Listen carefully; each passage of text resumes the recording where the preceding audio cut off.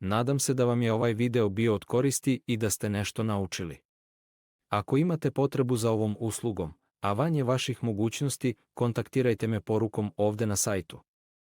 Alat koji je korišćen u ovom videu možete kupiti na linku u opisu videa.